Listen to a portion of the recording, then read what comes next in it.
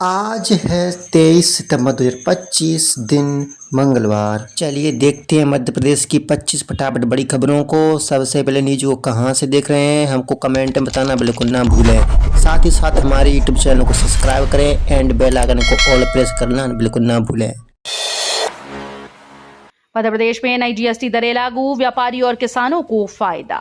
देश में नई जीएसटी दरें अब सिर्फ 5 और 18% स्लैब तक सीमित हो गई हैं, जबकि 12 और 28% स्लैब हटाए गए। मध्य प्रदेश के मुख्यमंत्री डॉक्टर मोहन यादव ने भोपाल में व्यापारियों से चर्चा करते हुए कहा कि ये सुधार विकसित भारत के निर्माण में मील का पत्थर साबित होंगे। केंद्रीय कृषि मंत्री शिवराज सिंह चौहान ने बताया कि इससे किसानों को 63,000 रुपए तक का फायदा मिलेगा। व्यापारियों ने भी उत्पादों की कीमतें कम की, जिससे उपभोक्ताओं को सीधे लाभ मिलेगा। रीवा में खोलेगा दूसरा मिल्क बैंक, नवजातों को पोषण में मिलेगा मददगार। मध्य प्रदेश के रीवा स्थित संजय गांधी मेमोरियल अस्पताल में जल्द ही ह्यूमन मिल्क बैंक की शुरुआत होगी। राष्ट्रीय स्वास्थ्य मिशन के सहयोग से ये बैंक अगले माह तक शुरू किया जा सकता है। करीब 15 लाख रुपए की लागत से तैयार ये बैंक उन नवजातों के लिए संजीवनी साबित होगा जिन्हें जन्म के बाद मां का दूध नहीं मिल पाता। डॉक्टर्स के अनुसार इससे कुपोषण के खतरे को कम करने और बच्चों को जरूरी पोषण देने में मदद मिलेगी। एमपी में 12 लाख मृत लाभार्थियों को राशन, अब 24 लाख नाम कटेंगी। केंद्र सरकार की मुफ्त राशन योजना में मध्य प्रदेश में 12 लाख ऐसे लाभार्थी शामिल हैं जो पहले ही मृत हो चुके हैं, फिर भी उन्हें पीडीएस का राशन दिया जा रहा है। अधिकारियों की इस लापरवाही के बाद केंद्र सरकार ने निर्देश दिए कि ऐसे मृत लाभार्थियों के नाम सिस्टम से हटाए जाएं। प्रदेश में कुल 24 लाख लाभार्थियों के नामों की समीक्षा कर उन्हें सही किया जाएगा, ताकि योजना केवल वास्तविक जरूरतमंदों तक पहुंच सके। मध्य प्रदेश के टाइगर रिजर्व खुलने को तैयार, अक्टूबर से फिर शुरू होगी जंगल सफारी। मध्य प्रदेश के टाइगर रिजर्व में मानसून के बाद एंट्री 1 अक्टूबर से फिर से शुरू होने जा रही है। घने गहरे जंगलों में सैर करने का मौका अब टूरिस्ट को मिलेगा और जंगल सफारी का रोमांच दुगना हो जाएगा। सरकार ने साफ किया कि आने वाले समय में जंगल सफारी केवल पर्यटन तक सीमित नहीं रहेगी, बल्कि इसे प्रकृति और मानव का संगम बनाने की योजना है। पर्यटकों के लिए यह अनुभव न सिर्फ रोमांचक होगा, बल्कि प्राकृतिक वातावरण के करीब आने का अवसर भी देगा।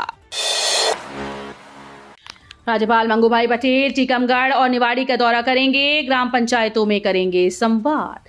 मध्य प्रदेश के राज्यपाल मंगूभाई पटेल आज निवाड़ी और टीकमगढ़ जिले का दौरा करेंगे। सुबह वो हेलीकॉप्टर से ग्वालियर से ओरछा जाएंगे और कार से ग्राम पंचायत चंद्रपुरा। वहां आयोजित कार्यक्रम में शिरकत करने के बाद वे पंचायत भवन में ग्रामीणों से बातचीत करेंगे। इसके बाद राज्यपाल टीकमगढ़ जिले के करमासन हटा गांव के लिए उड़ान भरेंगे। दोपहर 1:30 बजे अस्थायी हेलीपैड पर उतरकर वे करमासन हटा ग्राम पंचायत भवन पहुंचेंगे और ग्रामीणों से संवाद करेंगे। भोपाल में गाड़ी और इलेक्ट्रॉनिक्स की बिक्री में उछाल, जीएसटी रिफॉर्म से ग्राहकों को फायदा। भोपाल में अब जीएसटी दरों में कटौती का असर दिख रहा है। ऑटो शोरूम में गाड़ियों की खरीदी में उछाल आया है और ग्राहकों को कम रेट का फायदा मिल रहा है। वहीं इलेक्ट्रॉनिक्स दुकानों में नए फीचर और तकनीक वाले उपकरण पेश किए जा रहे हैं। 75 इंच टीवी पर 21,000 रुपए तक की बचत, फ्रिज और एसी पर छूट और वारंटी बढ़ाकर 20 साल की गई। उद्योग जगत के अनुसार ये कदम उपभोक्ताओं और बाजार दोनों के लिए फायदेमंद है। शहडोल जिला अस्पताल में रहस्यमयी पर्चा, इलाज से पहले साइन करना अनिवार्य।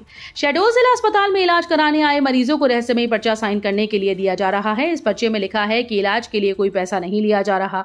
हालांकि इसकी भाषा और तरीका सोशल मीडिया पर वायरल हो रहा है, जिससे जिला प्रशासन की कार्यप्रणाली पर सवाल उठ रहे हैं। मरीज और परिजन इस पर्चे की अनिवार्यता को लेकर आश्चर्य में हैं। अस्पताल प्रशासन ने अभी तक इस पर्चे की व्याख्या नहीं की।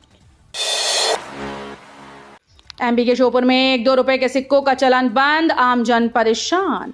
मध्य प्रदेश के श्योपुर शहर में अब 1 और 2 रुपए के सिक्कों का चलन लगभग बंद हो गया है। आम जनता तो भारतीय मुद्रा को मानती है, लेकिन दुकानदार और व्यापारियों ने ऐसी व्यवस्था बना दी है कि छोटे सिक्के स्वीकार नहीं किए जा रहे। इस वजह से छोटी वस्तुओं के लिए लोगों को सीधे 5 रुपए खर्च करने पड़ते हैं। इससे स्थानीय लोगों की रोजमर्रा की खरीदारी में परेशानी बढ़ गई है और छोटे लेन देन कठिन हो गए हैं। एमपी के बीजेपी विधायक पर गिरफ्तारी की तलवार, सुप्रीम कोर्ट ने पुलिस से सख्ती दिखाई।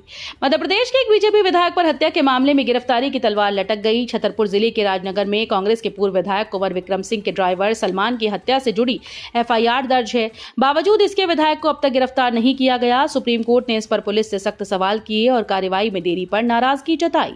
मामले की गंभीरता को देखते हुए अब शीघ्र कानूनी प्रक्रिया पूरी करने का निर्देश दिया गया। मध्य प्रदेश में राहत की बारिश, सितंबर से पहली बार 36 डिग्री पार पहुंचा पारा। मध्य प्रदेश के मौसम में बदलाव जारी है। लोकल सिस्टम की वजह से कई जिलों में हल्की बारिश हुई, जबकि अधिकांश जिलों में मौसम साफ रहा। खजुराहो, ग्वालियर में तापमान 36 डिग्री से ऊपर पहुंच गया, जो इस सीजन में सितंबर माह में पहली बार है। प्रदेश के 5 जिलों का तापमान 35 डिग्री या उससे अधिक दर्ज किया गया। मौसम विभाग ने अगले 3 दिनों में भारी बारिश का अलर्ट नहीं दिया, लेकिन हल्की बारिश का दौर जारी रहने की संभावना है। भोपाल में नवरात्रि की धूम, माता के भव्य दरबार और रात भर जुलूस।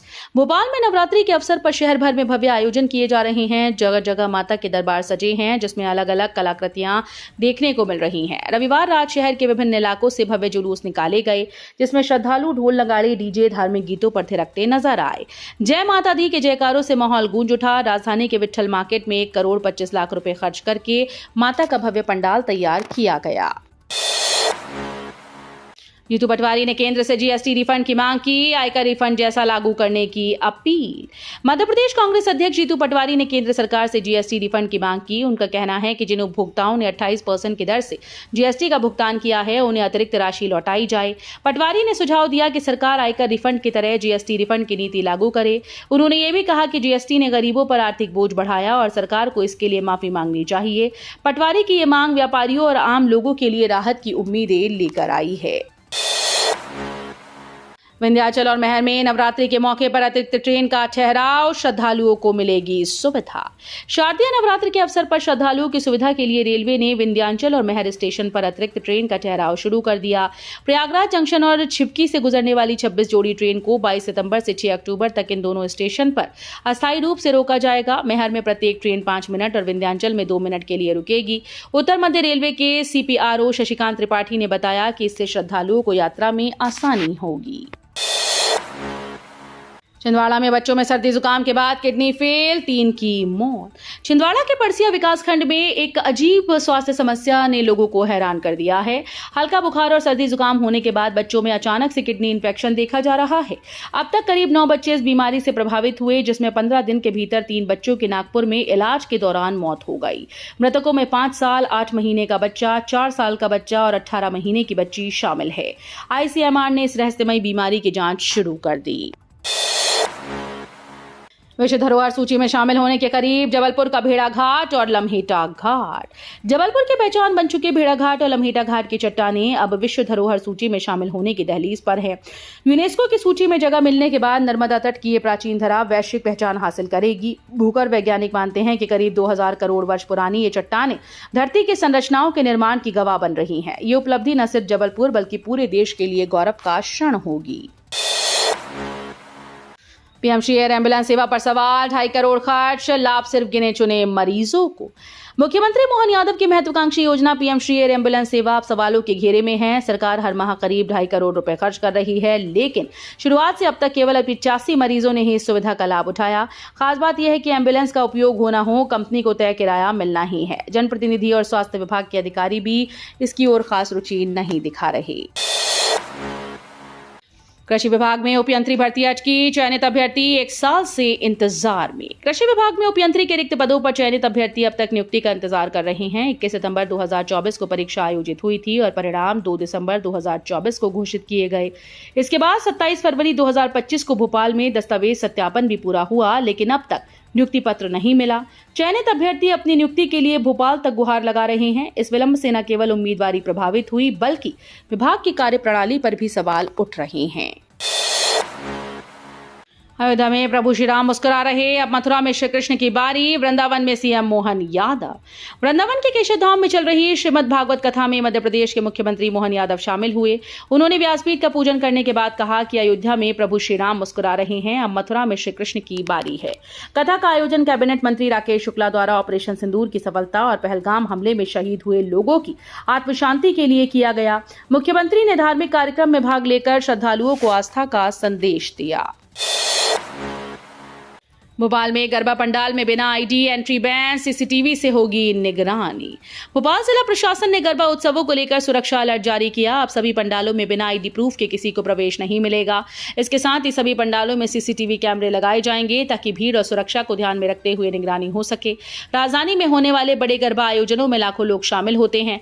प्रशासन का ये कदम सुरक्षित और व्यवस्थित आयोजन सुनिश्चित करने के लिए उठाया गया। प्रियंका गांधी ने एमपी में शुरू किया हर बूथ मजबूत अभियान। कांग्रेस सांसद प्रियंका गांधी ने मुरैना जिले की दिमनी विधानसभा सीट से हर बूथ मजबूत अभियान की शुरुआत की। अभियान 5 विधानसभा सीटों पर चलाया जाएगा।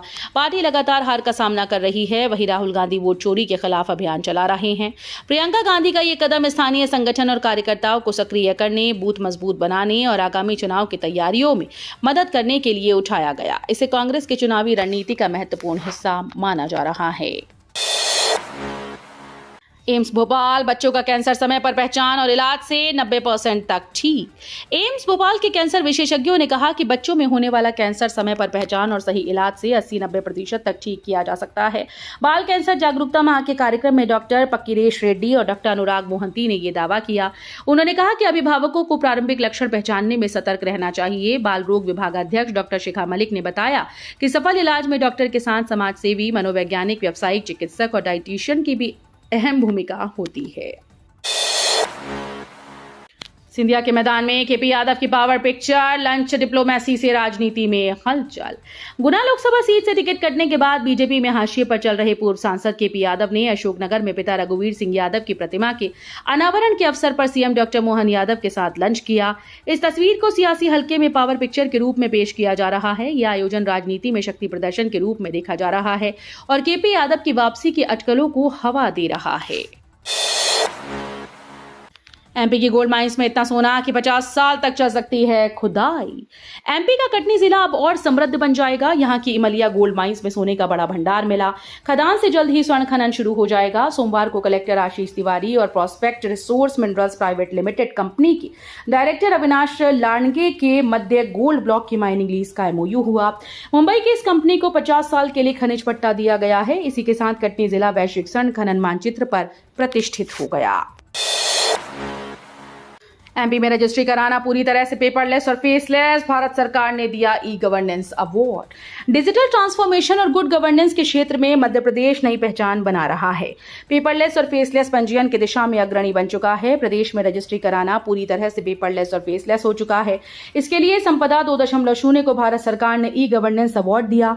डिजिटल इंडिया के सपने को साकार करते हुए मध्य प्रदेश ने इसके साथ ही एक और बड़ी उपलब्धि अपने नाम की। संपदा 2.0 को भारत सरकार के द्वारा राष्ट्रीय ई गवर्नेंस स्वर्ण पुरस्कार 2025 से नवाजा गया।